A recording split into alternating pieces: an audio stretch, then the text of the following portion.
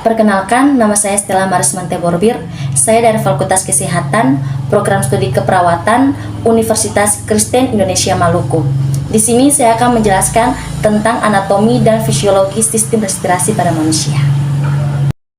Yang pertama, kita lihat pada sistem respirasi. Seperti yang kita ketahui, sistem respirasi ini berperan dalam keseluruhan proses terjadinya pemindahan oksigen atau O2 dari atmosfer atau lingkungan luar ke dalam jaringan tubuh, yang dimana bertujuan untuk menunjang proses metabolisme sel dan homeostatis serta pengeluaran karbon dioksida atau CO2 dari jaringan tubuh ke atmosfer sebagai sisa dari oksidasi.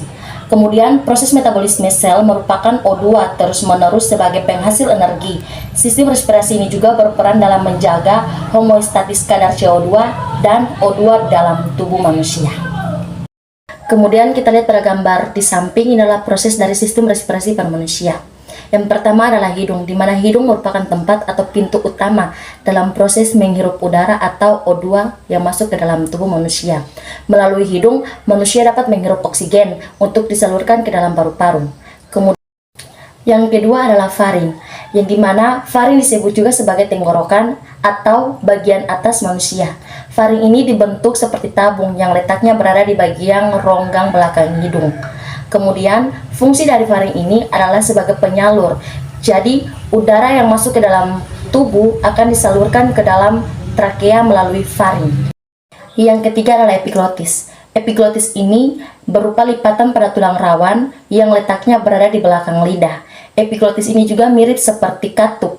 Saat bernafas, ia akan terbuka, dan saat kita makan, ia akan tertutup agar makanan tidak mudah masuk. Yang keempat adalah laring. Laring disebut juga sebagai kotak suara yang letaknya berada di persimpangan faring. Laring memiliki dua pita suara yang bertugas untuk memproduksi suara. Ketika kita berbicara, maka ada udara yang keluar dari mulut. Kemudian yang kelima adalah trakea. Trakea sendiri juga disebut sebagai batang tenggorokan. Trakea bertugas untuk mengalir udara ke dalam paru-paru. Bentuk trakea sendiri seperti tabung berlonggar lebar yang terhubung langsung pada bronkus paru-paru tersebut. Yang keenam yaitu tabung bronkial. Sesuai dengan namanya, tabung bronkial ini juga berbentuk seperti tabung. Pada tabung bronkial ini terdapat silia atau rambut kecil yang bergerak secara bergelombang. Yang ketujuh adalah bronkiolus. Bronkiolus adalah cabang bronkus yang bertugas menyalurkan udara ke dalam alveolus. Selain itu, tugas dari bronkiolus adalah mengendalikan jumlah udara yang masuk ke dalam paru-paru ketika kita melakukan pernafasan. Kemudian paru-paru. Paru-paru sendiri letaknya berada dalam tulang rusuk dan jumlahnya sepasang. Paru-paru merupakan tempat penampung udara, sehingga oksigen tersebut bisa disalurkan ke dalam tubuh. Yang berikut adalah alveolus. Pada paru-paru terdapat kantung kecil yang disebut sebagai alveolus. Alveolus ini merupakan tempat terbentuknya oksigen dan karbon dioksida. Yang terakhir adalah diafragma. Diafragma merupakan pemisah rongga dada dan juga perut. Diafragma ini bentuknya berupa otot dan dapat digunakan untuk memperluas paru-paru.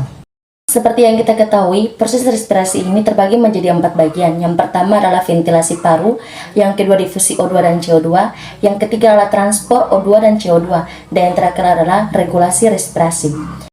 Pada keadaan normal, frekuensi nafas adalah 12-20 kali per menit. Kemudian kebutuhan O2-nya adalah 250 ml per menit, dan ekskresi CO2 adalah 200 ml per menit. Kemudian kita lihat pada mekanisme pernafasan. Proses mekanisme pada manusia dapat dibedakan menjadi inspirasi dan ekspirasi. Inspirasi adalah pemasukan udara luar ke paru-paru atau bisa disebut menghirup nafas.